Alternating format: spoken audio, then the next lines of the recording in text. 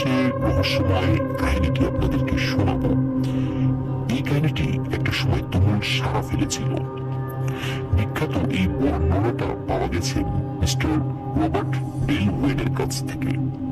চলুন তাহলে মূল কাহিনীতে চলে আসা যাক।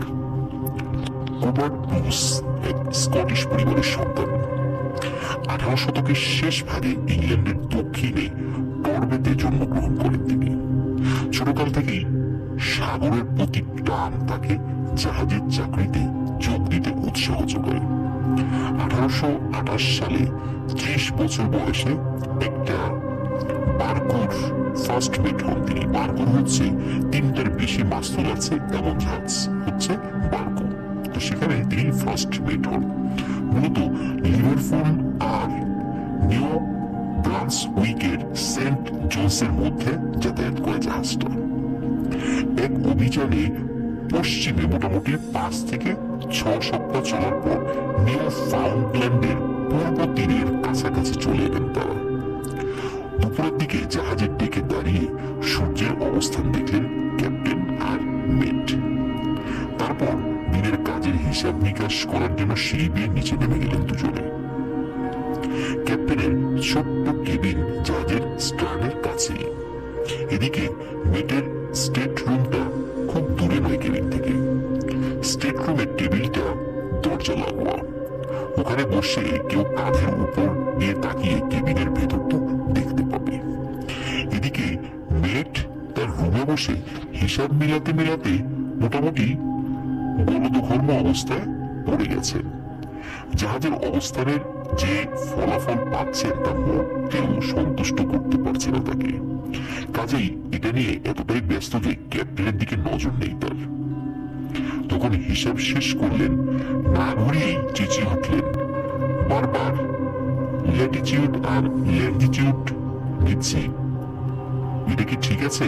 আপনার হিসাব কি বলে স্যার? কিন্তু অপর তরফের থেকে কোনো উত্তর না পেয়ে আবার একই প্রশ্ন করে ঘুরে তাকালেন। অক্ষাংশ এবং দ্রাঘিমাংশ নিয়ে এই প্রশ্ন তিনি আবারও করলেন। কোনো উত্তর যখন পেলেন না তখন কি আর করা, ঘুরেই তো তাকাবেন। যা ভেবেছেন ক্যাপ্টেন তার স্লেট নিয়ে ব্যস্ত, কি যেন লিখছেন। তবে এবারও কোনো উত্তর মিলল না। উঠে দাঁড়িয়ে কেবিনের দরজার দিকে এগোলেন মেট ব্রুস। এবার যাকে ক্যাপ্টেন ভেবেছেন সেই ভদ্রলোক মাথা তুললেন। অবাক হয়ে মেট আবিষ্কার করলেন একেবারে অচেনা একজন লোকের দিকে তাকিয়ে আছেন তিনি। ব্রুসকে মোটেই ভীতু বলা চলে না, কিন্তু যখন দেখলেন ক্যাপ্টেনের জায়গায় বসে কশ্চিন কালেও দেখেননি এমন একজন মানুষ সরাসরি তার দিকে তাকিয়ে আছে, আর ওখানে থাকার সাহসই তিনি করলেন না। আগন্তুককে কোনো ধরনের প্রশ্ন না করে ডেকের দিকে ছুটলেন। তার মনে হলো সবার আগে এটা ক্যাপ্টেন নজরে আনা উচিত। তা মিস্টার ব্রুস, কি সমস্যা নিয়ে হাজির হয়েছে তুমি? জানতে চাইলেন ক্যাপ্টেন। সমস্যা স্যার আপনার ডেস্কে। আমার জানা মতে ওখানে কারো থাকার কথা নয়, উত্তর দিলেন ক্যাপ্টেন। কিন্তু ব্রুস বললেন, আছে। শুধু তাই না, একেবারে অপরিচিত একজন মানুষ। উত্তেজনায় গলা রীতিমতো কাঁপছে ব্রুসের। ক্যাপ্টেন বললেন, একজন আগন্তুক? আমার মনে হয় তুমি স্বপ্ন দেখছো। সন্দেহ নেই স্টুয়ার্ট কিংবা সেকেন্ড মেটকে দেখেছো সেখানে। আর আমার নির্দেশ ছাড়া কেউই সেখানে যাওয়ার সাহস করবে না। ব্রুস উত্তর দিলেন, কিন্তু স্যার লোকটা দরজার দিকে ফিরে আপনার চেয়ারে বসে আছে, আপনার স্লেটে কি যেন লিখছে। তোমার সরাসরি আমার দিকে তাকালো, আর তাকে জীবনে কখনো দেখিনি আমি। ক্যাপ্টেন বলল, তুমি পাগল হয়ে গেছো ব্রুস। আমরা ডানা ছেড়েছি প্রায় 6 সপ্তাহ। এখন জাহাজে একজন অপরিচিত লোক কিভাবে তুমি দেখতে পাও? নিশ্চয়ই তুমি অ্যালকোহল জাতীয় কিছু খেয়েছো, অথবা তোমার ঘুম হচ্ছে না ভালো, তুমি উল্টাপাল্টা কিছু দেখছো। তারপর কথা না বাড়িয়ে সিঁড়ি বেয়ে নিচে নেমে গেলেন ক্যাপ্টেন। মেট তাকে অনুসরণ করলেন, কিন্তু কেবিনে কেউ নেই। স্টেট রুমে ঢুকলেন তারা, কিন্তু এখানেও কারো অস্তিত্ব পাওয়া গেল না। তাহলে মিস্টার ব্রুস, আমি বললাম না তুমি স্বপ্ন দেখেছো? ক্যাপ্টেন বলল ব্রুসকে। ব্রুস বলল, কিন্তু স্যার তাকে স্লেটে কিছু লিখতেও দেখেছি আমি। স্লেটে লিখেছে? তাহলে অবশ্যই ওই লেখা এখানে থাকা উচিত, এই বলে ক্যাপ্টেন ওটা হাতে নিলেন। তারপরে বিস্মিত হয়ে বললেন, হায় খোদা, এখানে আসলে কিছু লেখা আছে। এটা কি তোমার হাতের লেখা মিস্টার ব্রুস? স্লেটটা হাতে নিলেন মিট। এটার লেখা বুঝতে একটু সমস্যা হলো না তার। এখানে বলা হয়েছে, উত্তর পশ্চিমে জাহাজ চালাও। তার ডেস্কে বসে আছে ক্যাপ্টেন, স্লেটটার সামনে গভীর চিন্তায় ডুবে আছেন তিনি। তারপর স্লেটটাকে উল্টে দিয়ে ব্রুসের দিকে ঠেলে দিয়ে বললেন, এখানে লেখো, উত্তর পশ্চিমে জাহাজ চালাও। মেট লিখলেন। এবার দুটো হাতের লেখা মিলিয়ে দেখে ক্যাপ্টেন সেকেন্ড মেটকে ডেকে আনতে বললেন। তিনি আসলে ক্যাপ্টেনের অনুরোধে ওই একই কথা লিখলেন তিনি স্লেটে। কিন্তু তারপর লিখলেন স্টুয়ার্ট। একে একে জাহাজের প্রত্যেক কর্মকর্তা আর নাবিকই কথাগুলো লিখলেন, কিন্তু একজনের হাতের লেখাও রহস্যময়, সেই হাতের লেখার সঙ্গে মিলই না। নাবিকরা সবাই চলে গেলে আবারও এক মনে চিন্তা করতে লাগলেন ক্যাপ্টেন। একসময় কথা বলে উঠলেন আনমনে, তবে কি কি কেউ জাহাজে লুকিয়ে আছে? দেরি না করে ওরা জাহাজ তল্লাশি নির্দেশ দিলেন তিনি। জাহাজের প্রতিটি কোনা কানাজ বন্দি সন্ধি খোঁজা হলো, কিন্তু লুকিয়ে উঠেছে এমন কারো খোঁজ মিলল না। তারপরে জাহাজের গতিপথ বদলাবার সিদ্ধান্ত নিলেন ক্যাপ্টেন। যাই থেকে কপালে, স্লেটের নির্দেশিত পথেই জাহাজটা নিয়ে যাওয়ার স্থির করেছেন তিনি। একজন লোককে সামনে কিছু আছে নাকি তা নজরদারির দায়িত্ব দেওয়া হলো। একটু পরেই সে একটা আইসবার্গের খবর নিয়ে এলো। তার একটু পরে প্রহরী জানালো একটা জাহাজের নজরে এসেছে তার। কর্নেলের দূরবীন বিধ্বস্ত একটা জাহাজ আবিষ্কার করলো। আস্তে আস্তে বরফ ওটার দখলে নিয়ে নিচ্ছে। কাছে পৌঁছতেই নিশ্চিত হয়ে গেল জাহাজটা যাত্রী নিয়ে কানাডার কুইবেক থেকে লিভারপুলের দিকে যাচ্ছিল। এখন ওটা পুরোপুরি বরফে আটকে পড়ে আছে। কয়েক সপ্তাহ খুব খারাপ অবস্থাতেই কেটেছে ওটার। এমনকি খাবার শেষ হয়ে পানীয় প্রায় শেষ হওয়ার পথে ছিল। জাহাজের নাবিক আর যাত্রীরা বাঁচার সব আশা ছেড়ে দিয়ে মৃত্যুর প্রহর গুনছে, এমন সবাই এলো সাহায্যটা। বিধ্বস্ত জাহাজটা উদ্ধারে ব্যস্ত হয়ে পড়লো সবাই। নৌকাতে করে সেখান থেকে লোকদের নিয়ে আসা হতে লাগলো এই জাহাজে। তৃতীয় নৌকাটা সবে এসে ভিড়েছে জাহাজের কিনারে। একজন একজন করে লোক উঠছে জাহাজে। এমন সময় একজন লোকের চেহারার দিকে দৃষ্টি গেল ফার্স্ট মেটের।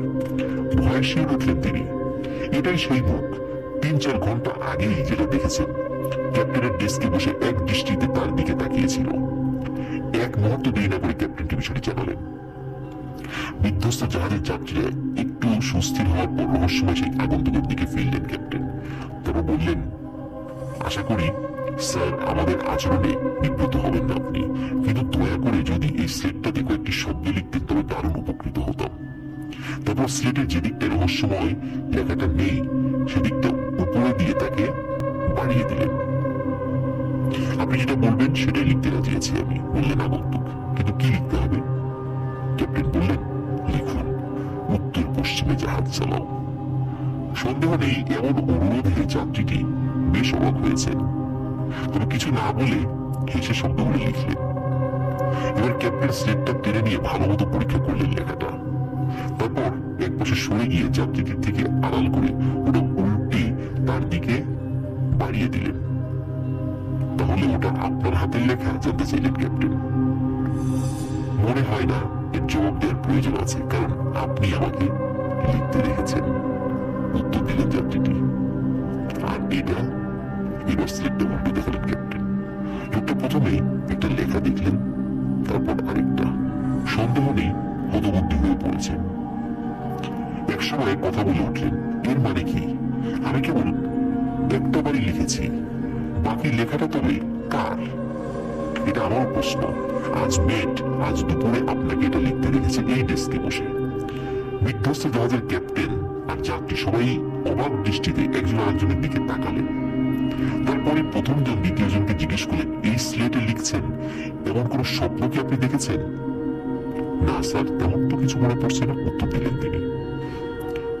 আপনি স্বপ্নের কথা বলছেন।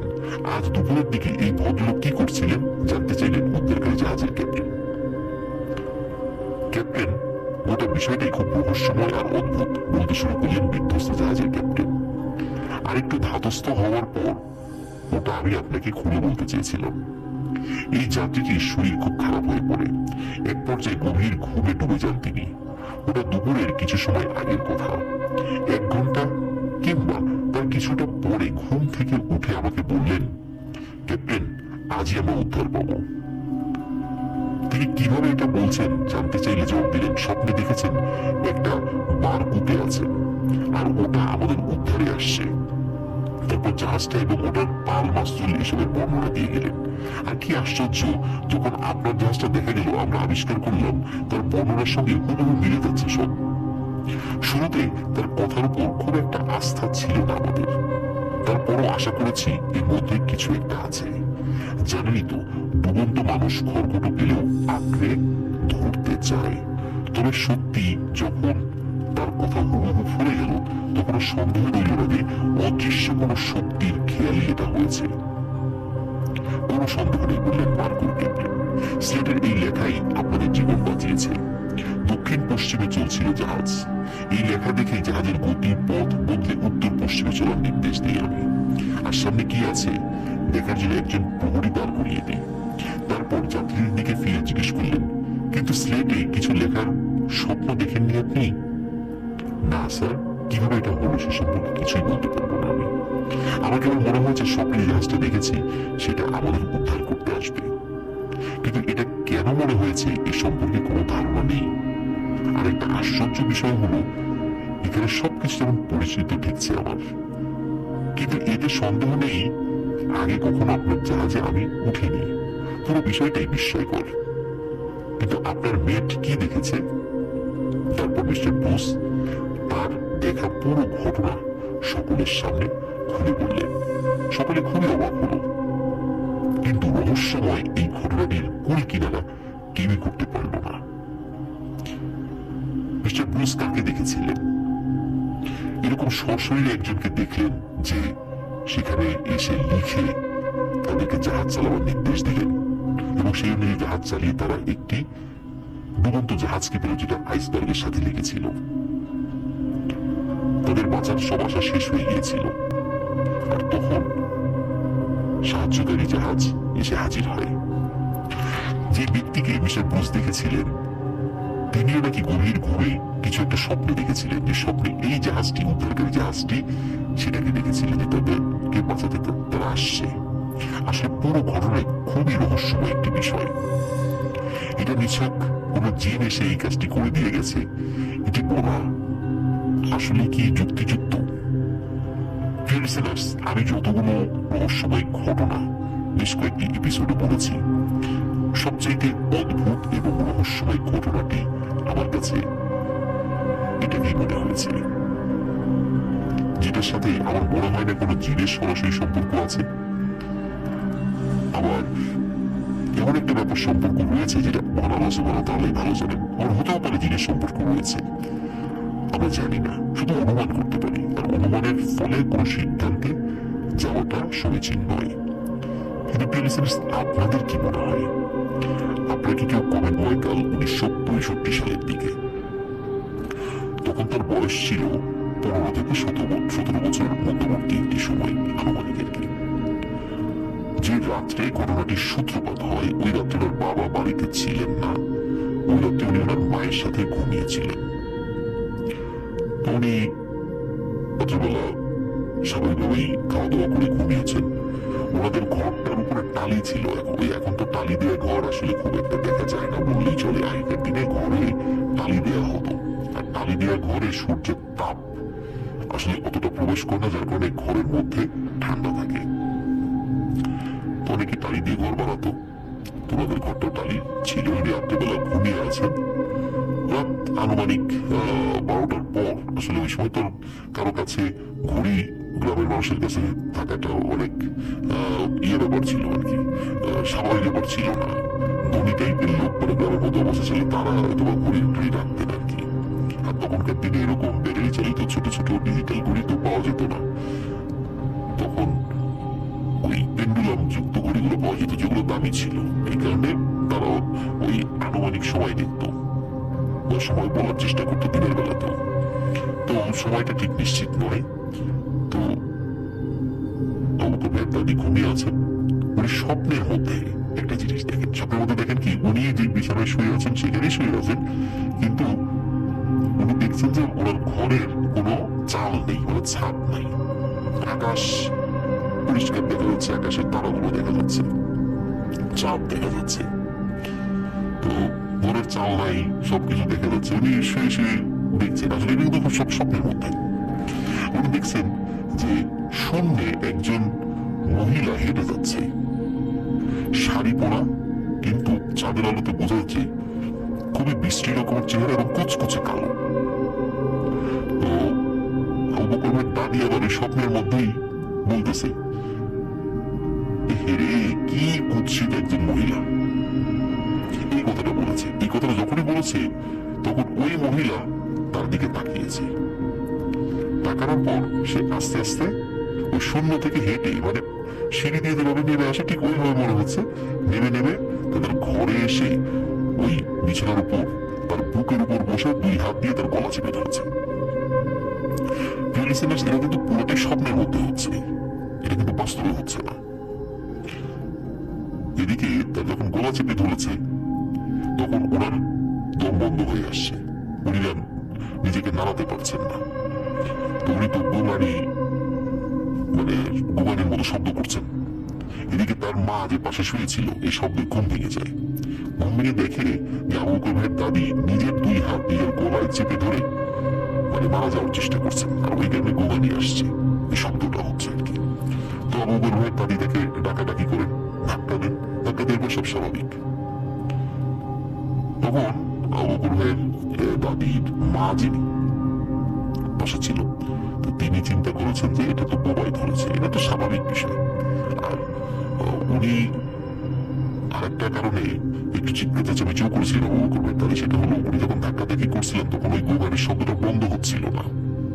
তার কারণে উনি চিৎকার করেছিলেন। আশেপাশে ওনাদের যে ঘর ছিল, মানে জয়েন্ট ফ্যামিলি আর কি, সেখান থেকে লোক চলে এসেছিলেন। তারপরে স্বাভাবিক হয়ে গেছে। সবাই বলে যে এটা তো বোবাই ধরা, বোবাজিন ধরেছে আর কি, এটা তো কোনো ব্যাপার না, এটা তো সবসময় হরহামেশাই হয়।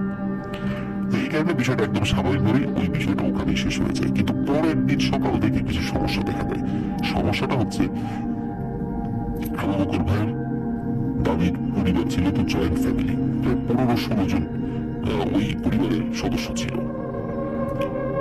15-16 জনের খাবার কিন্তু একই পাতিলে রান্না হতো, ভাত তরকারি সবকিছু মানে মানে একই সাথে আর কি, মানে তাদের সকলের খাবার একই সাথে রান্না হতো। সমস্যা যেটা হলো, আবু বকর ভাইয়ের দাদি রান্না হওয়ার সাথে সাথে খেতে বসে যায়, কিন্তু গ্রামের একটা ট্র্যাডিশন রয়েছে যে বাড়ির মহিলারা পুরুষ সদস্যদের পরে খাওয়া দাওয়া করে।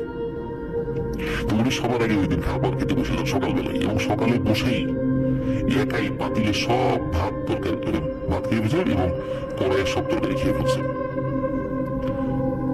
এখন বাড়ির অন্য সদস্য বললে, কিরে তুই একাই এত লোকের খাবার খেয়ে ফেললি কিভাবে, অন্যরা খাবে না? তখন আবু বকর ভাইয়ের দাদি বলে, আমার এখনো ক্ষুধা যায় নাই, আরো ভাতটা তো। এদিকে বাড়ির অন্য সদস্যরা সকালে না খেয়ে থাকে, দুপুরবেলা আবার রান্না করা হয়, 15-16 জনের ভাত একটা পাত্রে রান্না করা হয়, আবার আর একটা পাত্রে তরি রান্না করা হয়। উনি রান্না হওয়ার সাথে সাথে গরম খাবার খেতে বসে গেছে, একদম গরম খাবার। মানুষ তো একটু খাবার ঠান্ডা হতে দেয়, কিন্তু না, উনি গরম খাবার খেতে বসে গেছে এবং একাই সব খাবার খেয়ে ফেলছে। এটা দেখে পরিবারের সদস্যরা খুবই অবাক হয়, কি ব্যাপার, কি হলো? গতকালকে তো সবারই ছিল, আজকে এই একা মানুষ সবার খাবার খেয়ে ফেলতেছে কিভাবে, আর খাবারগুলো যাচ্ছে এটা কোথায়? এইভাবে 1-2 দিন যায়। পরিবারের সদস্যরা একরকম অভুক্তই ছিল। তার খাবার খাওয়ার পরে আবার রান্না করা হয়, তখন ওরা কিছু খেতে পারে, কিন্তু ওরা তো আসলে গরিব মানুষ, এভাবে একাই যদি সব খাবার খেয়ে ফেলে তাহলে ওনাদের চলবে কিভাবে? তখন যেটা হয় সেটা হলো যে ভাবে যে ওর উপর মনে হয় কোনো সমস্যা এসে পড়েছে। এই ভাবনা হতে হতে আরো একটি গুরুতর সমস্যা দেখা দেয়।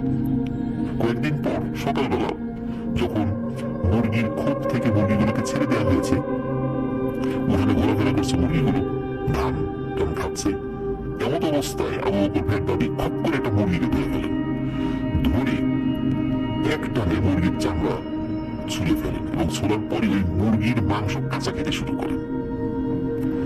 এটা দেখে তো সকলে অবাক। মুরগি কিন্তু তখনও জীবিত, মানে চামড়া ছুলে হয়েছে, মুরগি ছটফট করছে, ওই অবস্থাতে মুরগি সে চেবিয়ে খাচ্ছে। সকলে দেখে ভয় পেয়ে করিস কি করিস কি, কিন্তু তার ভেতর থেকে একদম গোবারের আওয়াজ আসছিল এবং সেই মুরগিটা খাচ্ছে। এই দৃশ্য দেখার পর তখন সকলে চিন্তা করে ওর ভিতরে পাগলামি দেখা দিয়েছে, তাড়াতাড়ি করে কিছু কবিরাজ থেকে ঝাড়ফুঁক করে ওকে বিয়ে দিয়ে দিতে হবে। বিয়ের পরে হয়তো স্বাভাবিক হয়ে যাবে। আর যদি আশেপাশের লোকজন জানে যে ওর মধ্যে এই ধরনের পাগলামি স্বভাব দেখা দিয়েছে, তাহলে তোর বিয়েই হবে না। এখন আশেপাশ থেকে কিছু কবিরাজ থেকে ঝাড়ফুঁক করানো হয়, কিছুটা থেমে থাকে, একটু স্বাভাবিক থাকে, আবার কয়েকদিন পরেই একই সমস্যা দেখা দেয়। ওনাদের গ্রাম থেকে কয়েক গ্রাম পরে একটা পরিবারের পুরুষ সদস্যের সাথে বিয়ের কথাবার্তা সব ফাইনাল হয়ে যায়। আর ওনারা এই মেয়ের সম্পর্কে যতটুকু খোঁজ খবর নিয়েছেন, কোনো নেতিবাচক কোনো তথ্য পাননি। মানে তারা যতটুকু খোঁজ খবর নিয়েছেন আত্মীয় স্বজনদের কাছেই জিজ্ঞেস করেছেন, ওই অবকরণে তাদের আত্মীয় স্বজন, তারা নেতিবাচক কিছু বলেন নাই, কারণ মেয়েকে তো বিয়ে দিতে হবে। তো বিয়ে হয়ে যায়। তো বিয়ে হয়ে যাওয়ার পর কয়েকদিন স্বাভাবিকভাবে কাটে, মানে কয়েকদিন কোনো সমস্যা হয় না। এক রাতে হঠাৎ করে এই আবু বকর ভাইয়ের দাদা, যিনি দাদির হাজবেন্ড, তিনি দেখে যে তার স্ত্রী বিছানায় নাই। এই কোথায় গেল কোথায় গেল, নিশ্চয়ই ওয়াশরুমে গিয়েছে, কিন্তু ওয়াশরুমে আশেপাশে গিয়েও তাকে কোনো তাকে কোনো চিহ্নই পাওয়া যায় না। তো কোথায় গেল এত রাতের বেলা, সবাই খুঁজতে থাকে। তোমাদের গ্রামের একটি ভয়ানক জায়গা রয়েছে, সবাই ওই জায়গাটা ফেলুর বাঁশবাগান নামে চিনত। তো ফেলুর বাঁশবাগানের কাছে গিয়ে দেখে গেল যে ওই বাঁশবাগানের নিচে আবু বকর ভাইয়ের দাদি বসে আছে। তো তাকে ওখান থেকে নিয়ে আসা হয়। তো নিয়ে আসার পর জিজ্ঞেস করা হয় যে তুমি ওখানে কিভাবে গেলাম। সে কিচ্ছু বলতে পারে না, বলে কই আমি কখন গেলাম, আমি তো ঘুমাইছিলাম, আমি ওখানে কিভাবে গেলাম। তারপরে তার কোনো সেন্সই নেই যে সে আসলে কি করেছে। এরপরে কি হলো, এর কয়েকদিন পরে আবার একই সমস্যা, এবং তাকে এক রাতে পাওয়া গেল নদীর ধারে। ওই নদীর ধারের কাছে একটা শ্মশান ছিল, ওইখানে, সেখান থেকে তাকে নিয়ে আসা হয়। আবার কয়েকদিন পরে সে নাই, পাওয়া গেল এমন এক বাগানে, যেই বাগানে দিনের বেলাতে কেউ চায় না। তো এইভাবে যখন ঘুরতে থাকে, তখন ওই পরিবারের সদস্যরা বুঝতে পারে যে ওনার সাথে ভয়ানক কিছু রয়েছে। তখন ওনারা সিদ্ধান্ত নেয় যে আগে কিছু খোঁজ খবর নেই যে কি হয়েছিল। তখন আবু বকর ভাইয়ের দাদা তার শ্বশুর বাড়িতে খোঁজ খবর নেন। খোঁজ খবর নিয়ে শোনেন যে বিয়ের আগে এই ধরনের সমস্যা দেখা দিয়ে গেছে, মানে দেখা দিয়েছিল আর কি। এখন বিয়ে হয়ে গেছে, এখন কি করবে, এখন সমাধান তো করতে হবে। তখন ওনারা আশেপাশের বেশ কিছু হুজুর দেখান, কিন্তু হুজুররা প্রত্যেকেই বলে দেন যে এই রোগীর ট্রিটমেন্ট করা আমাদের পক্ষে সম্ভব নয়। এর মধ্যে কুষ্টিয়ার একজন হুজুর, বেশ প্রবীণ একজন হুজুর, তাকে দেখান। তাকে দেখানোর পর তিনি বলেন যে তোমরা মাগুরায় যাও। ওই মাগুরার যে বাস স্ট্যান্ড রয়েছে, সেখান থেকে 5 কিলোমিটার পূর্বে একটা কবরস্থান রয়েছে। ওই কবরস্থানের কাছে একটা মসজিদ রয়েছে, ওই মসজিদের ইমাম সাহেব রয়েছে। এই সমস্যার সমাধান আল্লাহ যদি চান তাহলে ওর হাত দ্বারা হতে পারে, এছাড়া এটা সম্ভব নয়। সত্যি তারা মাগুরাতে যান, সেই ইমাম সাহেবের কাছে যান, কিন্তু ইমাম সাহেবকে দেখে তারা তো রীতিমতো অবাক এবং খুবই গুরুত্বহীনতার সাথে বিষয়টাকে দেখে। কারণ হলো ইমাম সাহেবের বয়স সর্বোচ্চ 20 বছর, খুবই সুদর্শন একটা বাচ্চা ছিলেন। এখন ওনারা চিন্তা করছে কত রথী মহারথীরা এই সমস্যার সমাধান করতে পারলো না, এক মুরব্বীর কাছে গেলাম, কত প্রবীণ বয়স, আর উনি কিনা পাঠালেন এইরকম একটা বাচ্চা ছেলের কাছে, এই সমাধান করতে পারবে। তারপরেও তাকে বলেন এবং সে বলে দেন যে না, এই রোগীর সমস্যা আমি সমাধান করতে পারবো না, আপনারা চলে যান। তো তারাও চলে আসেন। তারা আসলে জোরাজুরিও করেননি, মানে তাদের কোনো আগ্রহী ছিল না, তাকে তার চেহারা দেখে অন্তত যে এর দ্বারা এই কঠিন সমস্যার সমাধান হবে না। তারা আবার পূর্বের ইমাম সাহেবের কাছে আসেন, যে হুজুর, যে প্রবীণ হুজুর তিনি বলেছিলেন তার কাছে মাগুরাতে যাওয়ার জন্য আর কি। বলে যে কি হুজুর, কার কাছে পাঠালেন, এটা বাচ্চা ছেলে। তো আমাদের তো দেখে কোনো ভক্তি হইল না, আর সেও ওই রোগীর ট্রিটমেন্ট করতে রাজি হলো না। তখন ওই হুজুর মুস্কি হেসে দিয়ে বলতেছেন যে আপনাদের সমস্যার সমাধান যদি আল্লাহ কারো হাত দ্বারা করান তাহলে ইনশাল্লাহ ওর হাত দিয়েই হবে। আর ও হচ্ছে আমারই ছাত্র, আপনারা ওর কাছে আবারও যান এবং আমার কথা বলেন যে আমি পাঠিয়েছি। ফিলিস্তিনের আপনারা একটু চিন্তা করুন যে একজন প্রবীণ হুজুর তিনি তার ছাত্রের কাছে সমস্যার সমাধানের জন্য পাঠিয়েছেন, তাহলে আল্লাহ তাআলা ওই ছাত্রের মধ্যে কি পরিমাণ এলেম এবং বুজুর্গি দান করেছিলেন। তারা আবার তার কাছে যান, যাওয়ার পরে ওই হুজুরের পরিচয় দেন যে উনি আমাদেরকে আপনার কাছে পাঠিয়েছেন। তখন হুজুর বলেন তাহলে আপনার শুরুতে কেন আমাকে বলেননি যে আমার উস্তাদ আমার কাছে পাঠিয়েছে, তাহলে তো আমি রিস্ক নিয়ে হলে এই কাজটি করার জন্য চেষ্টা করতাম। তখন ওনারা মানে চেহারার যে ভাবসাব এটা দিয়ে মানে বুঝিয়ে দেন, হুজুর বুঝতে পারেন আসলে তার বয়স তার চেহারা স্বরূপ দেখে আসলে মনে হয়েছে তিনি বাচ্চা ছেলে কাজ করতে পারবেন, এই জন্য আসলে অতটা গুরুত্ব দিয়ে তারা বলেননি। তো যাই হোক, রোগীকে দেখার পর ওই হুজুর নতুন যে হুজুর আর কি সে বলেন যে আমরা এখন চলে যান, 3-4 দিন খুব সাবধানে রাখবেন, এরপরে আপনারা আমার কাছে আসবেন, রোগীকে নিয়েই আসবেন। একটা সময় দিয়ে দেয় যে 3-4 দিন পর একটা পূর্ণিমার রাতের একটা সময় ছিল। তোমরা আবার চলে যান, 3-4 দিন পর আবার আসেন। আসার পরে দেখেন যে ওই হুজুরের হাতে একটি লম্বা কাগজ, ওই কাগজে আরবি ভাষায় অনেক কিছু লেখা। তখন ওই সময় গিয়েছিল হচ্ছে যে ওই আবু বকর ভাইয়ের দাদির বাবা উনি গিয়েছিলেন আর কি ওইখানে, রোগী নিয়ে যান নাই, রোগী বাড়িতে ছিল। তো যাওয়ার পরে আবু বকর ভাই তাদের কাছে ওই কাগজটা দেন, বলেন যে আজকে আপনি এই যে কবরস্থানটি রয়েছে এই কবরস্থানের পাশে মানে পেছন দিকে যে রাস্তা রয়েছে এই রাস্তার এখানে দাঁড়িয়ে থাকবেন।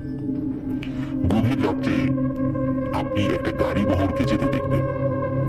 যখন ওই গাড়িটা আপনার কাছাকাছি আসবে তখন আপনি সুন্দর করে সালাম দিবেন, কোনো ভয়ের কিছু নাই, ওনার সাথে কথোপকথন হবে আপনার, এবং তখন এই চিঠিটা তার হাতে দিয়ে দিবেন, আর কিছু করতে হবে না।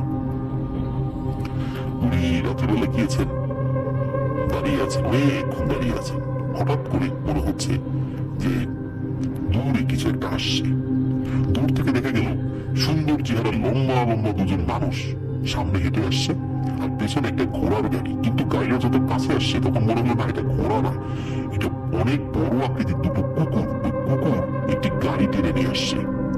আমরা পুরাতন আমলের অনেক সময় ঘোড়ার গাড়ি দেখেছি, ওই ঘোড়ার গাড়িগুলো আজকের মাইক্রোবাসের মতো অনেকটা, ওর ভিতরে সুন্দর সিট রয়েছে, মানুষ বসতে পারত। অভিজাত শ্রেণীর মানুষরা এই গাড়িগুলো ব্যবহার করত। ঠিক ওই রকম অভিজাত শ্রেণীর একটি গাড়ি, কিন্তু গাড়িটি টেনে নিয়ে যাচ্ছিল দুটি কুকুর, এবং ওই গাড়ির পেছনে আবার লম্বা দুজন লোক। তো যখন কাছাকাছি এসেছে ওই দুজন লোক কিন্তু আবু বকর ভাইয়ের দাদির বাবার দিকে ভ্রুক্ষেপও করেনি, তারা তাদের মতো চলে যাচ্ছে। যখন গাড়িটা তার পাশ দিয়ে ক্রস করছে তখন উনি লম্বা করে একটি সালাম দেন, আসসালামু আলাইকুম ওয়া রাহমাতুল্লাহি ওয়া বারাকাতুহু। তখন সালাম দেওয়ার সাথে সাথে গাড়ি থেমে যায়, মানে এক চুলো নড়ে না। এবং ওই যে গাড়ির ভেতরে পালকির মতো একটা মানে কাঠামো গাড়ির আর কি, তো ভেতর থেকে সুন্দরভাবে খুব মসৃণ সুন্দর গলায় সালামের উত্তর আসে, ওয়ালাইকুম আসসালাম ওয়া রাহমাতুল্লাহি ওয়া বারাকাতুহু। তো মুহতারাম আপনি আমার কাছে কি চান? খুব মানে পোলাইটলি, এত সুন্দর গলায় এত চমৎকার ব্যবহারে এই কথাটা বলেছে, মুহতারাম আপনি আমার কাছে কি চান, কেন এসেছেন এখানে? তখন ওই চিঠিটা ওই হুজুরের কাছে মানে ভেতরে যিনি আছেন তার কাছে দেওয়ার কথা বলেন যে আমাকে এই হুজুর পাঠিয়েছেন, এই চিঠিটা আপনাকে দিতে বলেছেন। তখন ওই পালকির ভেতর থেকে মানে ওই গাড়ির ওই ভেতর থেকে একটি হাত বের হয়ে আসে।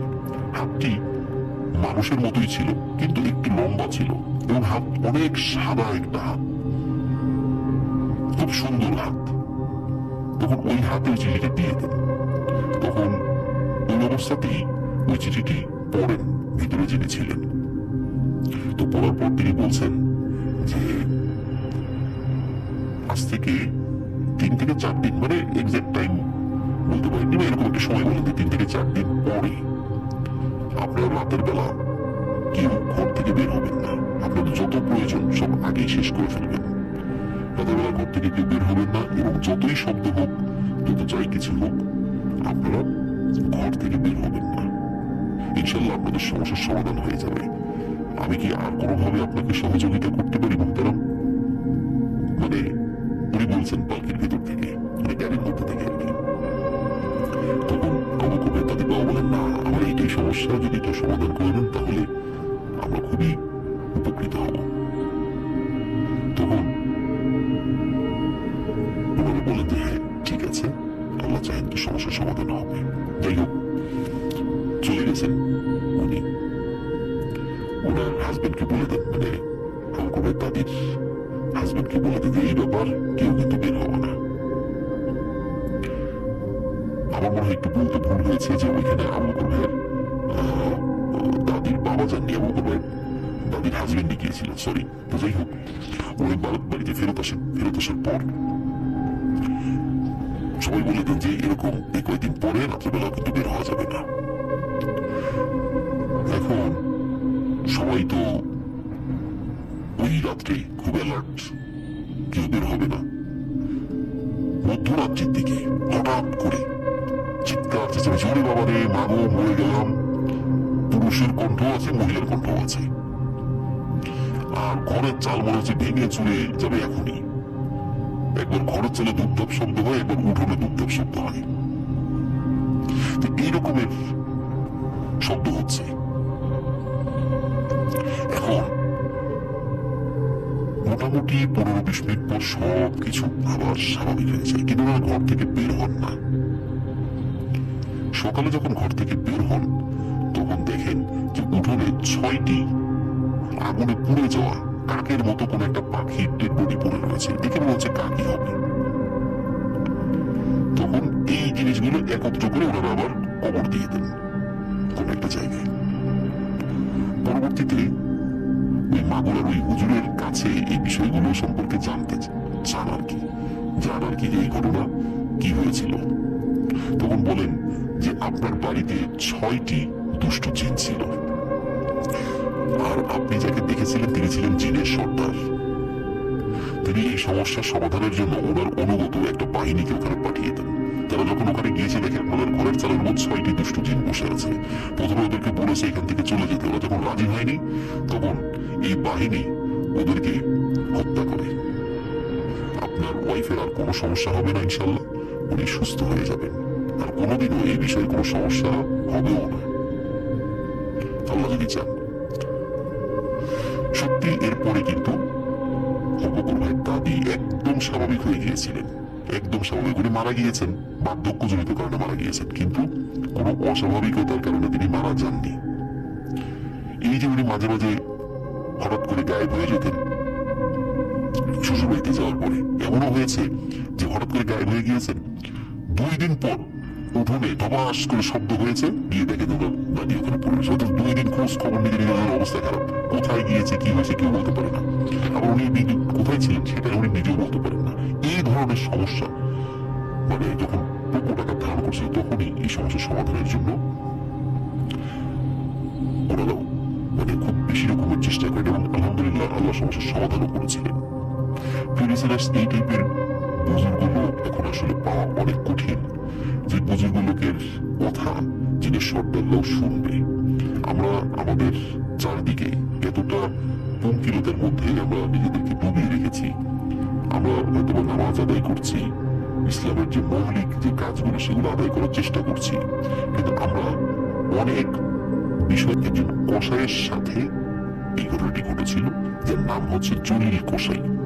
এটা অনেক আগের ঘটনা, এটা আসলে নির্দিষ্ট করে সাল বলাটা মুশকিল। অনেক আগে হতে পারে, মুক্তিযুদ্ধেরও আগে বা ইমিডিয়েট মুক্তিযুদ্ধের পরে আর কি, এরকম হতে পারে। সালটা আসলে শনাক্ত করতে আমি ওইভাবে পারিনি যখন আমি বলেছিলাম, আর এখনো ওই ঘটনাটি পরবর্তী যখন আবার আমি সংগ্রহ করার চেষ্টা করেছি, তো দেখা গেল যে ওই জলিল কসাই অনেক আগেই মারা গিয়েছেন। তার ছেলে পেলেরা এখন ওইভাবে কেউ নাই, বংশধরেরা কেউ কেউ আছেন, কিন্তু তারা এই ঘটনার সত্যতা সম্পর্কে কিছু বলতে পারেন না। কিন্তু ওই সময়ে এই ঘটনাটি অনেকের মুখে মুখে ছিল, জানতো যে এই ধরনের ঘটনা তার সাথে ঘটেছে। আর পরিবারের সদস্য দেখা যাচ্ছে যে এই বিষয়গুলো নাও জানতে পারেন, এমনও হতে পারে, তাই না? আর অনেক ব্যাপার হচ্ছে যে অনেকে বলেও না কিছু বিষয়ে, মানে কেউ না বলে, আবার আস্তে আস্তে সময়ের সাথে সাথে মানুষের মস্তিষ্ক থেকে সেটা বিস্তৃত হয়ে যায়, হারিয়ে যায়। যাই হোক, ফিলিস্তিনের এই জলিল কসাই, ওনার বাড়ি ছিল রাজবাড়ী জেলার উড়াকান্দা নামক একটি জায়গায়।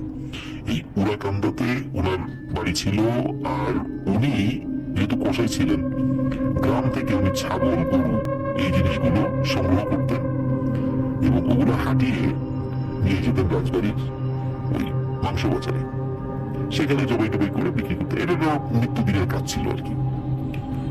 আর ওনাদের কসাইদের যেটা হয় আর কি, দেখা যাচ্ছে বিকালের আগে ওনাদের সবকিছু ক্লোজ হয়ে যাবে, বেচাকেনা সব শেষ। সকালে একটু ভোরের দিকে জবাই করে আর বিকেলে বা দুপুরের মধ্যে বেচাকেনা শেষ হয়ে যায়।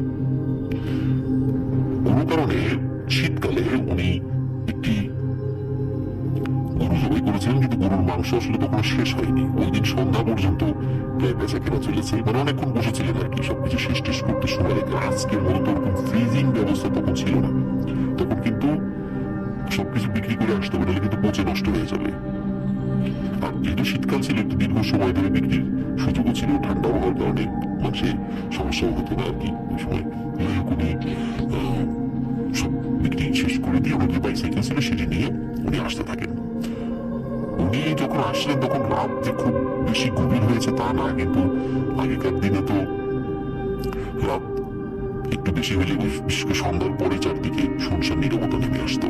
আর ওই সময় ওই উড়াকান্দার যে রাস্তাটা, ওই রাস্তাটা কিন্তু এমন ছিল না। কারণ রাজবাড়ির বাজার থেকে বের হয়ে কয়েকটি এরিয়া পার হয়ে ওইদিকে যেতে হয়, যেমন নূরপুর এরিয়া আছে। তো নূরপুর পার হয়ে আরো বেশ কিছু গ্রাম পার হয়ে, মানে দাচ্ছি নামক একটা জায়গা রয়েছে, দাচ্ছি থেকে উড়াকান্দার সোজা রাস্তা রয়েছে। তো এখন অবশ্য বাঁধ হয়ে, এখন বাঁধ না, এটা এরশাদ সরকারের সময় পদ্মা নদীতে বাঁধ দেওয়া হয়, তখন ওই বাঁধ ছিল না। এটা অনেক আগের ঘটনা। তো যাই হোক, উনি যাচ্ছেন ওই দাচ্ছি পার হয়ে উড়াকান্দার যে রাস্তাটা, ওটা কিন্তু দিনের বেলাতেও এখন অবশ্য গাড়ি কম বেশি চলাফেরা করে, ভালোই চলাফেরা করে, কিন্তু একটা সময় কিন্তু এই রাস্তায় গাড়িগুলো খুবই চলাফেরা কম করতো। রাস্তাও ভালো ছিল না, আর সন্ধ্যার পরে মানুষজনকে খুঁজে পাওয়া যেত না, জনবসতি অনেক কম ছিল সেখানে। তো উনি যাচ্ছেন, তো চাঁদের আলো তুমি দেখতে পাচ্ছেন যে রাস্তার একটা পাশে, একদম মিডিলেও না, রাস্তার একটা পাশে একটা বিড়াল, সেই বিড়ালের সাথে 5-6টা বাচ্চা বিড়াল রয়েছে, মানে একটা মা বিড়াল তার সাথে বাচ্চা কিছু বিড়াল রাস্তার একটা পাশে খেলাধুলা করছে। এই মা বিড়াল তার বাচ্চাদের সাথে খেলছে, বাচ্চারা মার সাথে খেলছে। এখন সমস্যা হলো, এই জলিল সাহেব উনি যেহেতু, মানে তার প্রফেশনটা ছিল কসাই, স্বাভাবিকভাবেই জীবজন্তুর প্রতি তার দয়া মায়া একটু কমই কাজ করতো। আর আমাদের নিজেদের মধ্যে কিন্তু একটা সমস্যা রয়েছে, কোনো কারণে কুকুর, বিড়াল বা অন্য কোনো প্রাণী দেখলেই একটা ঢিল নিয়ে, একটা লাঠি নিয়ে অকারণে তাদেরকে আঘাত করি। মানে এই কাজগুলো করে না আমরা আমাদের নিজেদের মধ্যে কি যে একটা পৈশাচিক আনন্দ পাই, এটা আমরা হয়তো নিজেরাও মানে বুঝি না, যে আমাদের এই পৈশাচিক আনন্দটা অন্য একটা প্রাণীর জন্য কষ্ট হচ্ছে। আর ওই বুড়ো প্রাণীগুলো আল্লাহ তাআলার দরবারে কিন্তু নালিশ করে। তাদের নালিশ আমরা শুনতে না পেলেও মহান আল্লাহ সুবহানাহু ওয়া তাআলা কিন্তু ঠিকই শুনতে পান। তো উনি কিন্তু চাইলে ওনার সাইকেলটা রাস্তার মিডিল দিয়ে নিয়ে যেতে পারতেন। উনি সম্পূর্ণ ইচ্ছাকৃতভাবে ওই বিড়ালের গায়ের উপর দিয়ে সাইকেলটা নিয়ে চলে যান। বাচ্চা বিড়ালগুলো সরে গিয়েছিল, কিন্তু বড় বিড়ালটি হঠাৎ করে আচমকা, মানে সে সরতে পারেনি, তার গায়ের উপর দিয়ে চালিয়ে নিয়ে যান। অবশ্য চালিয়ে নিয়ে যাওয়ার পরে উনি মুসকি মুসকি হাসতে হাসতে পেছন দিকে তাকান যে কি হলো বিড়ালটা। উনি দেখেন যে ওই বিড়ালটি ছটফট করছে। উনি ওনার মতো সাইকেল চালিয়ে বাড়িতে চলে যান, সবকিছু স্বাভাবিক। তো এরপরে কি হয়, উনি পরের দিন যখন সকালবেলা ভোর বলতে আসতে হয়তো, তাকে ফজরের নামাজের পরে ওই রাস্তাতে বেশ কিছু লোকজন গোল হয়ে দাঁড়িয়ে রয়েছে। কি হয়েছে, তখন দেখে যে একটা বিড়াল মরে আছে, ওই যে রাতের বেলা যে বিড়ালটার উপর তিনি চালিয়ে নিয়ে গিয়েছিলেন, এবং ওই বিড়ালের চারদিকে ওই 5-6টি বাচ্চা বসে আছে। কেউ ওই বিড়ালটার গায়ে হাত দিতে দিচ্ছে না, মানে কেউ ওটাতে হাত দিবে ওই বাচ্চাগুলো দিতে দিচ্ছে না, বাচ্চাগুলো আক্রমণ করার চেষ্টা করছে। তো সে কি করে এক নজর দেখে দিকে চলে গিয়েছে, কারণ এই বিড়ালটার গায়ের উপরে তো উনি সাইকেল নিয়ে গিয়েছেন। এখন যদি দাঁড়ান বলে যে আমি তো এই বিড়ালটাকে মারছি, তো লোকজন তো গালিগালাজ করবে, সে ওই এক নজর দেখে চলে যায়, আর কোনো কথা বলে না। ওদিকে যেটা হয় সেটা হলো ওই লোকজন বিড়ালটাকে তো সরাতে পারছিল ওখান থেকে। তো একজন নামাজি, খুব ভালো একজন মানে মানুষ আর কি, তো তিনি আসেন, উনি বিষয়টা দেখে বলেন যে এই বিড়ালটাকে তো এইভাবে আসলে সরানো যাবে না, কারণ তোমরা তো বিড়ালটা নিয়ে ছুঁড়ে ফেলে দিও জঙ্গলের মধ্যে, পচে যাবে, নষ্ট হয়ে যাবে। এরা মনে হয় বুঝতে পারছে, মানে বাচ্চাগুলো মনে বুঝতে পারছে। তখন উনি বাচ্চাদেরকে বলেন যে তোমাদের মাকে আমি নিয়ে যাচ্ছি, তোমরা আমার সাথে আসো, সুন্দরভাবে একে কবর দিব। যখন এই কথাগুলো বলে মনে হলো ওই বাচ্চাগুলো তার কথা বুঝতে পারলো, তখন বাচ্চাগুলো সরে গেল। ওই লোকটি নিজে বিড়ালকে হাতে নিলেন, হেঁটে হেঁটে যাচ্ছেন, বিড়ালগুলোর সাথে সাথে যাচ্ছে, এবং ওই 5-6 জন লোক ওর সাথে সাথে যাচ্ছে। পরে একটি কোদাল এনে একটা জায়গায় সুন্দর করে বিড়ালটাকে কবর দিয়ে দেওয়া হয়। সকলের সামনে ওই বাচ্চাগুলো তাদের মায়ের কবরের উপরে খুব কান্নাকাটি করছিল। যে দৃশ্য দেখে যে কোনো পাষাণ হৃদয়ের মানুষেরও মন গলে যাবে। যাই হোক, স্থানীয় কেউ কেউ বলেছিল পরবর্তীতে নাকি ওই বিড়ালের কবরের কাছে বাচ্চাগুলোকে কয়েকদিন দেখা গিয়েছিল, কান্নাকাটি করতো, আসতো, মিউ মিউ করতো, কিন্তু তারপরে আর দেখা যায়নি। ঘটনাটা শুরু মূলত এখান থেকেই। ওই যে জলিল কসাই, তার স্ত্রী কিন্তু 8 মাসের সন্তান সম্ভবা ছিলেন। তো উনি ফিল করছিলেন যে ওনার সন্তান কিন্তু পেটে আছে এবং জীবিত আছে, কোনো সমস্যা নেই। কিন্তু যখন মাসখানেক পরে ওনার স্বাভাবিকভাবে ডেলিভারির সময় আসলো, তখন তো এভাবে ডাক্তারের কাছে নিয়ে আসা হতো না। স্থানীয় ধাত্রী বা দায়ী যারা ছিল তারাই এই প্রসব সংক্রান্ত কাজগুলো করতেন। তো বাচ্চা ভূমিষ্ঠ হওয়ার পরে দেখা গেল যে ওই বাচ্চা মৃত। কিন্তু ভূমিষ্ঠ হওয়ার আগেও কিন্তু পেটের মধ্যে বাচ্চার নড়াচড়া ওনারা বুঝতে পেরেছিলেন, মাও টের পেয়েছিলেন, এবং ভূমিষ্ঠ হওয়ার মনে হলো এই বাচ্চার কোমর বা মেরুদণ্ড কেউ মুচড়ে ভেঙে দিয়েছে এবং এই কারণেই হয়তো মারা গিয়েছে। তারা খুবই অবাক হন যে একটু আগেই স্বাভাবিক ছিল, এখন মারা গেছে। এখন হতে পারে এটা যে কোনো কারণে হতেই পারে। এরপরে ওনার কিন্তু একটার পর একটা ওনার স্ত্রী গর্ভবতী হন এবং একই রকম ভাবে তিনি মৃত সন্তান প্রসব করেন। ডেলিভারির আগ মুহূর্ত পর্যন্ত টের পাওয়া যায় বাচ্চা জীবিত ছিল, কিন্তু তার পরবর্তীতে মৃত অবস্থায় দুনিয়াতে ভূমিষ্ঠ হয়েছে। এই সমস্যার সমাধান, যেটা সমস্যার সমাধান কি, কেন এটা হচ্ছে, এটা কিন্তু বুঝতে পারছে না। ওই যে জলিল সাহেব, সে কিন্তু স্বাভাবিকভাবে ব্যবসা বাণিজ্য করছেন, তার সাথে কোনো সমস্যা নাই, সে কোনো ভয়ের কিছু দেখেও না। হ্যাঁ, এইভাবে চলছে আর কি। এরপরে স্থানীয় কিছু মানুষদের পরামর্শে ভালো একজন হুজুরের কাছে তিনি যান। যাওয়ার পরে তিনি এই সমস্যার সমাধান করতে পারেন না। এই এতগুলো দিন যখন পার হয়ে যায়, কিছু বুঝতে পারছিলেন না। এরপরে জলিল সাহেবের সাথে কিছু সমস্যা শুরু হয়। উনি এক রাতে ওয়াশরুমে যাওয়ার জন্য বের হয়েছে, কারণ গ্রামের ওয়াশরুমগুলো ঘরের বাইরে থেকে, এটা আমরা সবাই জানি। তখন তো থাকতোই, এখনো থাকে। তো উনি হাতে একটি হারিকেন নিয়ে বাইরে বের হয়েছে। তো বের হওয়ার পর উনি ওয়াশরুমে যখন কাছাকাছি এসেছেন, তখন ওই হারিকেনের আলোতে দেখতে পাচ্ছেন ওনার চতুর্দিকে জোড়া চোখ, অনেকগুলো জোড়া চোখ চলছে। উনি ভালো করে খেয়াল করেন অনেকগুলো বিড়াল ওনার চতুর্দিকে। উনি চিন্তা করেন কি ব্যাপার, এত বিড়াল এখানে কিভাবে আসলো। সরি। তো উনি চিন্তা করেন যে এই বিড়ালগুলোকে কি করা যায়। যখন তাড়ানো তো যায়, মানে এতগুলো কিভাবে তাড়াবে, তারপর উনি তাড়ান। কিন্তু দেখা গেল যে একটু যে পরিমাণ বিড়াল ছিল তার থেকে মনে হচ্ছে আরো দ্বিগুণ সংখ্যক বিড়াল চলে আসছে, এসে চারদিকে চলে আসছে। উনি বিষয়টা স্বাভাবিকভাবে নেন না। উনি চিন্তা করে যে তাড়াতাড়ি আমি ঘরে ফিরে যাই, ঘরে ফিরে বাড়ির লোকজনকে ডেকে তারপরে ওয়াশরুমে যাই আর কি, সাথে লোক থাকলে একটু সাহস হবে। তো উনি খেয়াল করছিলেন ওনার হারিকেনের আলোর মানে যতদূর পর্যন্ত যাচ্ছে এর মধ্যেও বিড়াল আসতে পারছে না। উনি এটাও বুঝতে পারছিলেন যে হারিকেনের তেল কিন্তু ফুরিয়ে আসছে। এই অবস্থায় উনি যদি ছেড়ে দৌড়বেন তাহলে কিন্তু হারিকেনের বাতি মানে হারিকেনের আলোটা নিভে যেতে পারে, তখন একটা সমস্যা হতে পারে। উনি আস্তে আস্তে পা টিপে টিপে হাঁটছেন যাতে করে হারিকেনের আলো নিবে না। একদম ঘরের বারান্দার কাছে এসে ঝেড়ে দৌড়তে ঘরের ভিতরে ঢুকে যান, হারিকেনটা হাত থেকে ফেলে দিয়ে ঢুকে দরজা লাগিয়ে দেন এবং জানালার কাছে গিয়ে যখন দাঁড়ান তখন দেখেন উঠোনে হাজার হাজার বিড়াল এসে ভিড় করেছে এবং সবাই রাগী দৃষ্টিতে ওনাকে খুঁজছে। উনি জানালা বন্ধ করে দেন, ওনার স্ত্রীকে ডেকে তোলেন, পরে দেখে দিয়ে বিড়াল ছিল আর কিছু নেই।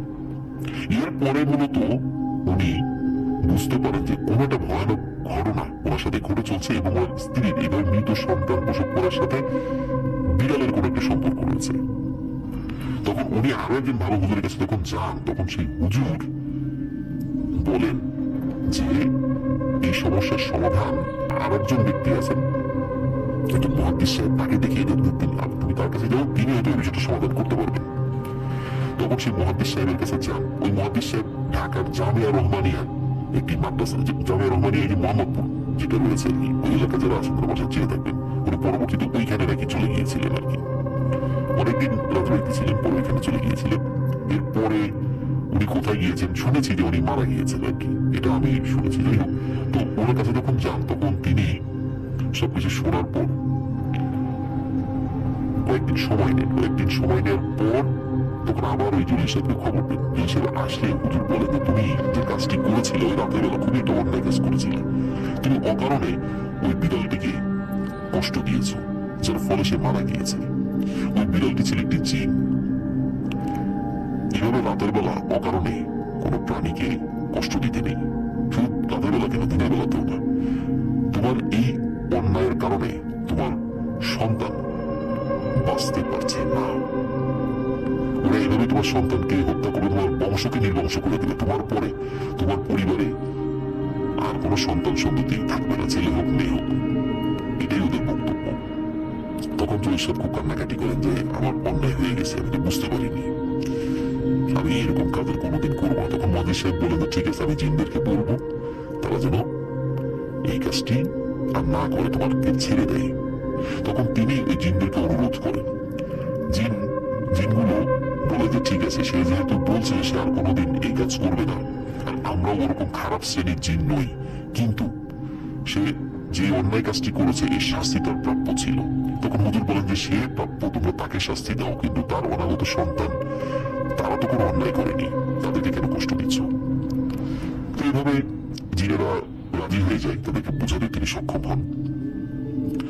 আর এরপরে এই সমস্যার আর কোনো অগ্রগতি বলতে এই সমস্যা নিয়ে আর কিছু আগে বাড়েনি, বিষয়টা ওখানে সলভ হয়ে যায় এবং পরবর্তীতে উজলি সাহেবের সন্তানাদি হয়েছিলেন।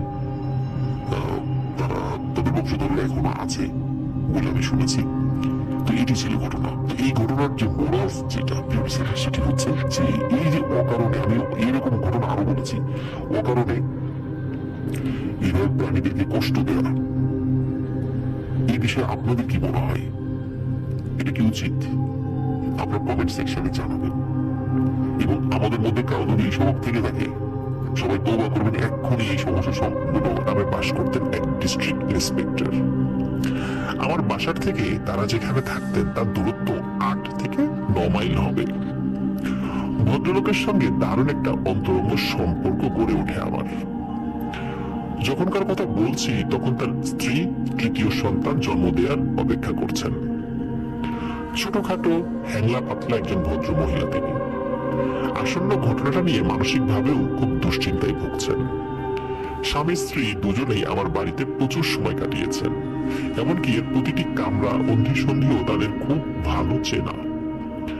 1879 সালের 17 অক্টোবর বুধবার বন্ধুর কাছ থেকে একটা চিঠি পেলাম। চিঠিটা পড়ে উৎফুল্ল হয়ে উঠলাম। কোনো ধরনের ঝামেলা ছাড়াই গতকাল আবার বাবা হয়েছেন তিনি, আর সবকিছু ঠিকঠাক ভাবেই এগুচ্ছে। কয়েকটা দিন কেটে গেল। পরের বুধবার রাত 10টার দিকে বিছানায় গেলাম। আমার স্ত্রী, বাচ্চা আর ভৃত্য দুজন উপরতলায় ঘুমিয়ে পড়েছে। একতলায় স্টাডিতে ছোট্ট একটা বিছানা রয়েছে, কখনো কখনো এখানেই ঘুমাই। অন্ধকারের চাদরে মুড়ি দিয়েছে গোটা বাড়ি। রাতের নীরবতায় ছেদ টানছে কেবল হলরুমের ঘড়িটার টিক টিক শব্দ। ঘুম আসবে আসবে করছে, এমন সময় হালকা দ্রুত একটা পায়ের আওয়াজ পেলাম আমি। মনে হলো পলকা দেহের কোনো এক নারী হল ঘরের দরজা পেরিয়ে ঘরের ভেতর দিয়ে আসছে। তারপর মনে হলো যেন একটু দ্বিধা করলো, আবার স্টাডির দিকে আসা বারান্দা ধরে হেঁটে দরজার সামনে এসে থামলো। পাতলা চঞ্চল একটা হাত দরজার হাতড়াবার আওয়াজ পেলাম। ইতোমধ্যে আমি প্রায় নিশ্চিত হয়ে গেছি আমার স্ত্রী নিচে নেমে এসেছে। সম্ভবত হঠাৎ কোনো দরকার পড়েছে। বিছানায় উঠে বসে নাম ধরে ডেকে জানতে চাইলাম কি হয়েছে, কিন্তু অপর তরফ থেকে কোনো সাড়া পেলাম না, বরং মৃদু শব্দটা থেমে গেল। কৌতূহলী হয়ে ম্যাচ ধরিয়ে একটা মোম জ্বালালাম, কিন্তু মোম হাতে দরজা খুলে কাউকে পেলাম না। সিঁড়ি বেয়ে উপরে উঠে দেখলাম দরজাগুলো সব লাগানো, অথই ঘুমে তলিয়ে আছে সবাই। বিস্মিত হয়ে স্টাডিতে ফিরে এলাম।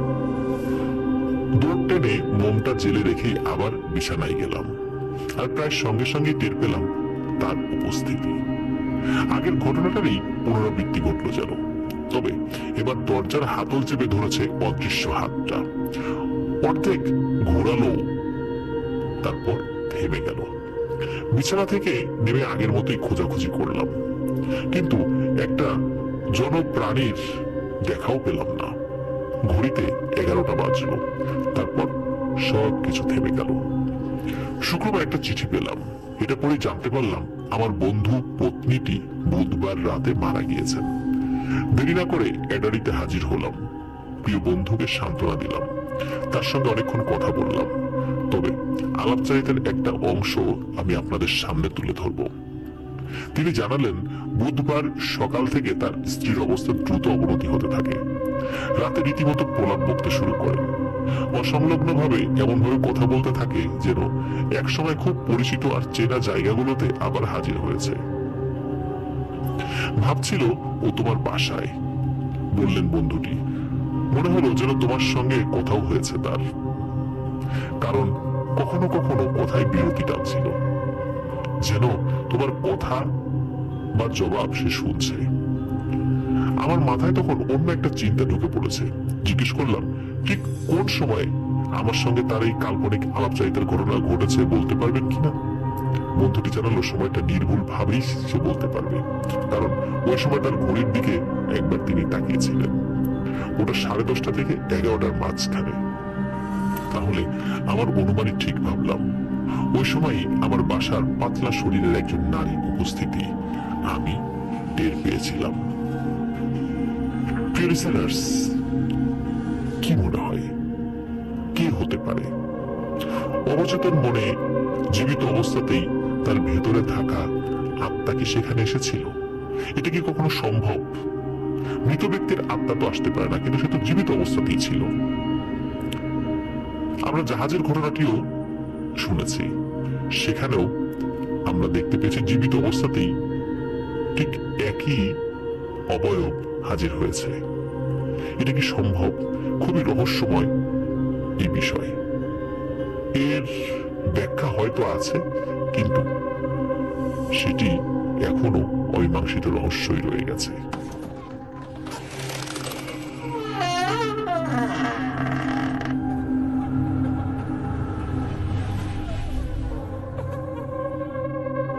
লিসেনার্স, এখন যে রহস্যময় ঘটনাটি আপনাদের সাথে শেয়ার করব, এই ঘটনাটি আয়ারল্যান্ডের একটি ঘটনা, রহস্যময় একটি আলোকে কেন্দ্র করে। আয়ারল্যান্ডের এক নারী তার নিজের এই অভিজ্ঞতাটি বলেছিলেন। এটি 19 শতকের শেষ দিককার একটি ঘটনা। চলুন ওই মহিলাটি যেভাবে বলেছিলেন ঠিক সেভাবেই আমরা শুনি। আমার এক বোন ছিল। আমার বাসা থেকে বেশ দূরে তার বাসা। তার শরীর কখনোই খুব একটা ভালো থাকতো না। একবার বেশ কিছুদিন দেখা না হওয়ায় আমাকে যাওয়ার জন্য লিখলেন। আমিও সম্মতি জানিয়ে দিলাম। কোন দিন তার সাথে দেখা করতে যাব তাও স্থির করে ফেললাম। তখন ফেব্রুয়ারি মাস। যেদিন যাব তার আগের দিন সন্ধ্যায় ছোট্ট বসবার কামরাটায় আগুনের ধারে বসে আছি। ঘড়িতে দেখলাম 5টা বাজে। ফায়ারপ্লেসের আগুন ছাড়া কামরায় আর কোনো আলো নেই। ওটার পাশেই একটা আরামের জন্য চেয়ার রয়েছে।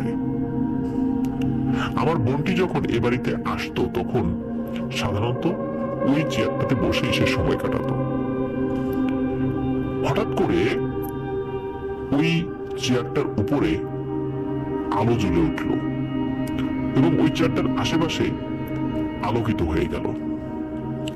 আলোটা এত উজ্জ্বল যে মনে হলো যেন ওটার ঠিক নিচে একটা বাতি রেখে দিয়েছে কেউ, অথচ ওটা ছাড়া গোটা কামরাতেই আলো আধারির খেলা।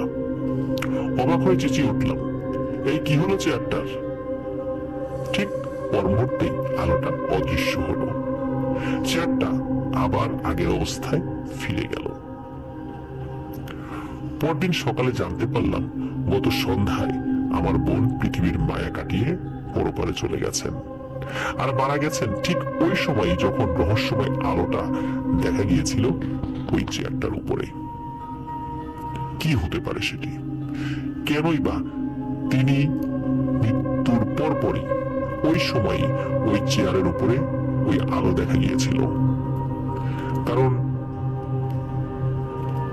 ওই মহিলাটি যখন এই বাড়িতে আসতেন তখন ওই চেয়ারটাতে বসে তিনি আরাম করতেন। ওই বাড়িতে আসার পর ওই জায়গাটা তার জন্য খুবই প্রিয় ছিল। তাহলে কি এমন কিছু যে তার মৃত্যুর পর তার আত্মা ওখানে একবারের জন্য আসতে চেয়েছিল? এটি আয়ারল্যান্ডের মানুষরা বিশ্বাস করে, কিন্তু আমরা কিন্তু সেটা বিশ্বাস করি না। প্রিয় লিসেনার্স, আমরা বিশ্বাস করি মানুষ মৃত্যুর পরপরই তার রূহ ইল্লিন ও সিজিনে চলে যায়, যেটা বারজাখের জীবন, যেখান থেকে ফেরত আসা যায় না কখনোই। অনেকেই আমরা বিশ্বাস করি যে মানুষ মারা যাওয়ার পর 40 দিন নাকি তার আত্মা ঘুরে বেড়ায়। এটি কিন্তু সম্পূর্ণ ভিত্তিহীন একটি কথা, যেটি ধর্মীয় ভাবেও গ্রহণযোগ্য নয়। কারণ মানুষ মৃত্যুর পর তার আত্মা ইল্লিন বা সিজিনে চলে যায়। নিকারদের আত্মা ইল্লিনে যাবে আর বদকারদের আত্মা সিজিনে যাবে। আর এই জগৎটাকে বলা হয় বারজাখের জীবন, যেখান থেকে কখনোই আর ফেরত আসা যায় না।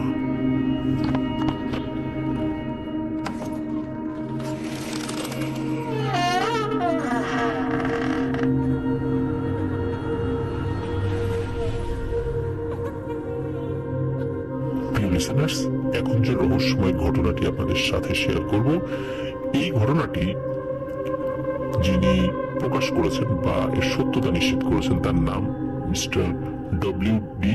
এডিসন, আর তিনি এটি পাঠান মিস্টার ডব্লিউ.টি. স্ট্রিটকে, এবং ডব্লিউ.টি. স্ট্রিট তিনি বর্ডারল্যান্ড নামক একটি পত্রিকায় এটি প্রকাশ করেছিলেন।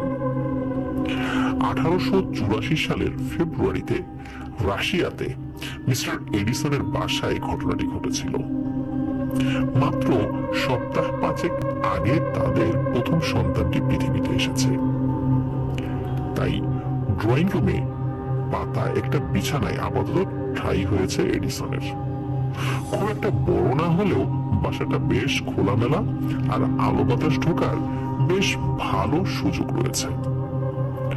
ঘটনার রাতে 10টার একটু পরপরই বিছানায় চলে গেলেন এডিসন। প্রায় সঙ্গে সঙ্গেই তলিয়ে গেলেন গভীর ঘুমে।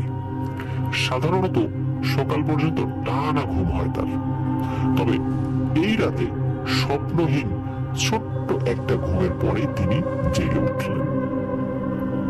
কেন যেন মনে হয়েছে কেউ তার নাম ধরে ডেকেছে।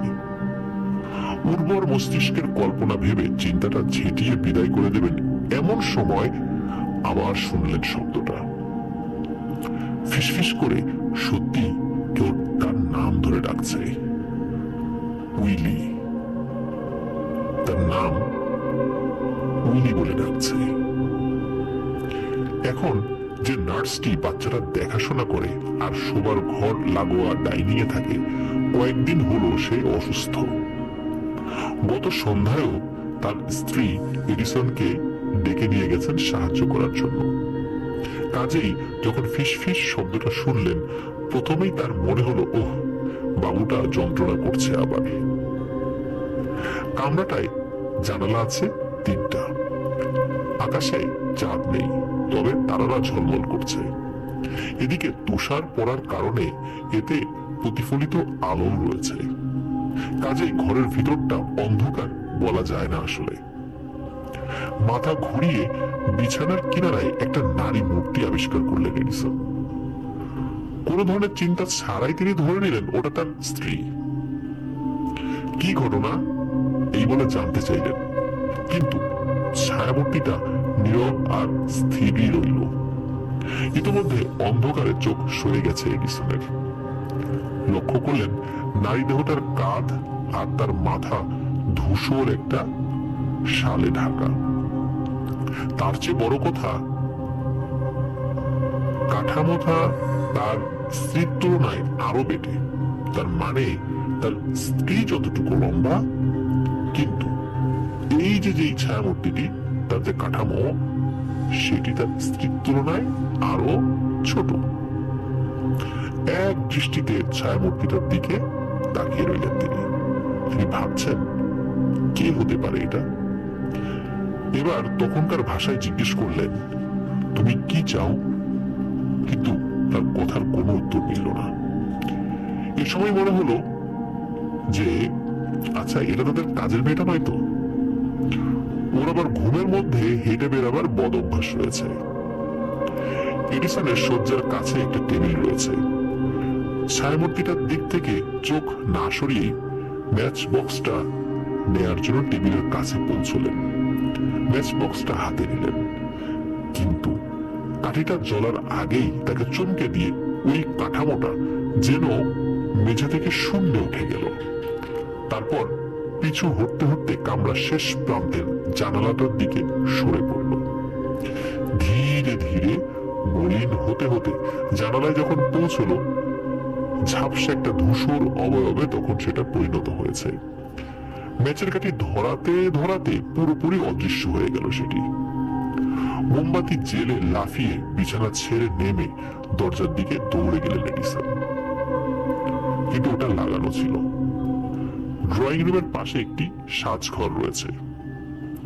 কামরা দুটোকে আলাদা করেছে কেবল একটি পর্দা। এই কামরাটাও খালি, আর দরজার দোর আটকানো। রীতিমতো বিস্মিত হয়ে গেছেন তখন এডিসন। চোখ ডললেন কয়েকবার। এ সময় প্রথমবারের মতো একটা কথা খেয়াল হলো তার। ওই কাঠামোটা কিন্তু একটু অস্পষ্ট ছিল। এদিকে একমাত্র তার স্ত্রী তাকে উইলি নামে ডাকেন, আর সবাই এডিসন নামে ডাকেন। আর কেবল তিনি নামটা ইংরেজ উচ্চারণে বলেন। আরেকবার ভালো মতো ড্রয়িং রুম আর সাজঘরটা পরীক্ষা করলেন তিনি। তারপর দরজা খুলে বারান্দায় বেরিয়ে গেলেন। এবার স্ত্রীর কামরার সামনে দাঁড়িয়ে কান পাতলেন। বাচ্চাটা কাঁদছে আর তার স্ত্রী সজাগী আছেন। আস্তে আস্তে দরজায় ধাক্কা দিয়ে ডাকলেন। তার স্ত্রী বেশ সাহসী মহিলা, এটা জানা থাকায় পুরো ঘটনাটি খুলে বললেন তাকে। শুনে তার স্ত্রী খুবই অবাক হয়ে গেলেন। তারপর জানতে চাইলেন তিনি কি কামরাটায় ফিরতে ভয় পাচ্ছেন কিনা। এডিসনও বেশ সাহসী মানুষ, কাজেই এখনই ভয় পাওয়ার কোনো কারণ তিনি দেখলেন না। কিছুক্ষণ কথা বলে নিজের কামরায় ফিরে এলেন তিনি। খুব শান্তভাবে পুরো বিষয়টা নিয়ে ভাবলেন, কিন্তু এটার কোনো ব্যাখ্যা তিনি বের করতে পারলেন না। এদিকে তার চোখ দুটো ঘুমে জড়িয়ে আসছে। মোমবাতি নিভিয়ে ঘুমিয়ে পড়লেন। আবারও স্বপ্নহীন ছোট্ট একটা ঘুমের পর তিনি জেগে উঠলেন। এবার তার মুখটার মাঝখানে জানালার দিকে। ওটার কাছেই আবার দেখলেন ছায়ামূর্তিটাকে। বাইরে থেকে আসা আলোর পটভূমিতে বেশ কালো মনে হলো ওই কাঠামোটাকে। তড়িঘড়ি ম্যাচের জন্য হাত বাড়ালেন, কিন্তু তা করতে গিয়ে টেবিলটাকেই উল্টে দিলেন। মোমবাতি, চাবি, ঘড়ি সহ আরো নানান জিনিসপত্র নিয়ে বিকট শব্দে মাটিতে পড়ল ওই টেবিলটি। তবে তার চোখ সেই গাঢ় কাঠামোটার দিকেই। তারপরে লক্ষ্য করলেন জিনিসটা যাই হোক এই মুহূর্তে সরাসরি তার দিকেই এগিয়ে আসছে। এক মুহূর্ত পরে দরজার দিকে যাওয়ার পথও আটকে দেবে সেটি। আধারে অজানা এক জিনিসের মুখোমুখি হওয়া মোটেই আনন্দের বিষয় নয়। মুহূর্তের মধ্যে বিছানাটার চাদরটা তুলে দুই কোণা দুই হাত দিয়ে শক্ত করে ধরলেন। তারপর সরাসরি ছায়ামূর্তির দিকে লাফ দিলেন। ভাবছেন চাদরটা দিয়ে ওটার মাথা চোখ মুখ ঢেকে ফেলে আক্রমণের প্রথম ঝাপটাটা সামলাবেন। পর মুহূর্তেই জানালার সামনের একটা সোফার উপর গিয়ে পড়লেন তিনি। হাত দুটো গিয়ে ঠেকলো জানালার গোড়ালে।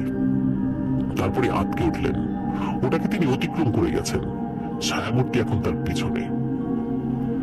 ঝুঁটিটি ঘুরে দাঁড়ালেন।